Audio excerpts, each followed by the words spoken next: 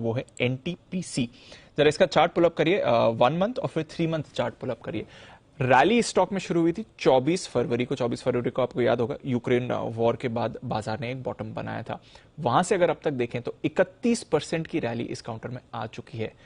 पर क्या स्टॉक यहां से भी और ऊपर जा सकता है? 2 महीने में 31% भाग चुका है, पर क्या अभी भी यहां पर स्पेस बाकी है चलने के लिए? आइए जानते हैं इसके बारे में। अरमान ने कुछ खास रिसर्च इस पर तैयार करी है। अरमान, अभी भी अपसाइड दिख रहा है इस पर? मिनिमम अपसाइड जो हमारी कैलकुलेशंस आ रही हैं वो लगभग मिनिमम अपसाइड यहाँ से भी 16% का है। यहां से 16% और इन लेवल से मिनिमम बोल रहा हूं मैं, ये बेसिकली और भी हो सकता है। यस। क्यों? अब इसका बेसिक रीजन ये है कि देखो, जो अभी रिसेंटली जो भी टाटा पावर रिन्यूएबल की जो डील हुई थी उसमें ये एक मैट्रिसेस होता है जिसमें आप चेक करते हो EV enterprise value by megawatt. तो पर मेगावाट 10 करोड़ ईवी पे ये डील हुई थी। उस डील के आधार पर अगर एनटीपीसी का अगर आप पोर्टफोलियो देखोगे तो वहां पर अभी 5500 मेगावाट की इनकी कैपेसिटी है और इनका कहना है कि अगले 2 साल में 3500 मेगावाट का रिन्यूएबल कारोबार इसमें और ये कैपेसिटी ऐड ऑन कर देंगे।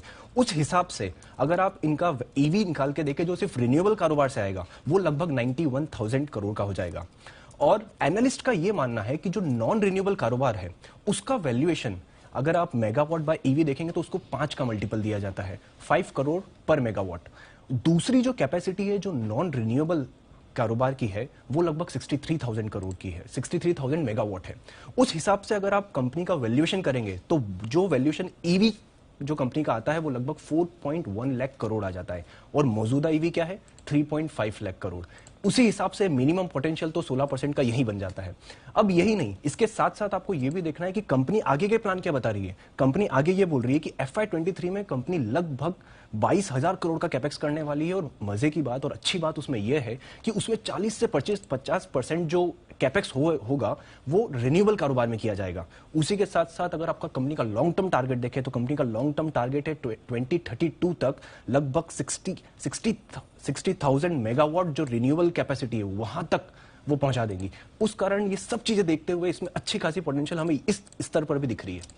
तो टाटा पावर की डील अगर आप देखें रिन्यूएबल पोर्टफोलियो में तो सबसे बड़ा रिन्यूएबल पोर्टफोलियो फिर उनके बाद एनटीपीसी का आता है। करेक्ट। तो उस हिसाब से क्या गैप निकल कर आ रहा है अगर आप इन्हीं बेसिस पर देखते हैं तो? अभी करंटली अगर मैं 2 साल का आगे का जो इनका कैपेक्स है उसको मैं अकाउंट फॉर नहीं करूं, जो कैपेसिटी आ रही है तो भी इस लेवल पे लगभग 6% का जो पोटेंशियल है वो बढ़ रहा है।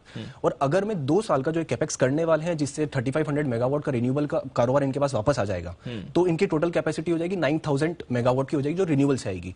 उसके हिसाब से फिर 16% का वैल्यूएशन बढ़ जाता है। पर मैं अब आगे का प्रोजेक्शन नहीं कर रहा हूं कि जो इन्होंने प्लान दे रखे हैं कि वो कैपेक्स के बाद कितना होने वाला है। मैं सिर्फ अभी ये 2 साल का जो कंपनी ने बोला है कि होने ही वाला है मैं उसी को अकाउंट फॉर कर रहा हूं अभी। और उसी से हमें लग रहा है कि इतनी तो आनी ही चाहिए की बनती ही है बेसिकली। तो 31% दौड़ने के बाद और यहां पर स्पेस 16% का स्पेस बनता है तेजी की। अगर आप टाटा पावर ऑफ कोर्स काफी बड़ा आउट परफॉर्मर रहा है, खबर के बाद अब इसमें हम करेक्शन देख रहे हैं। आज तो खैर वायदा कारोबार के बैन में भी है, बट अगर एक जगह आपको रखनी है नजर तो वो एनटीपीसी है, क्योंकि लॉन्ग टर्म रिन्यूएबल से इन्हें भी बहुत बड़ा फायदा मिलने वाला है। बस वही बात है बाजार उसको कब रियलाइज करता है। थोड़ा अभी रियलाइज ऑलरेडी कर चुका है, इसलिए आप स्टॉक में रैली देख रहे हैं। यहां से भी और रैली इसमें बन सकती है। तो एनटीपीसी अपने रेडार पर रखिएगा, इस काउंटर को अच्छी तेजी बन रही है।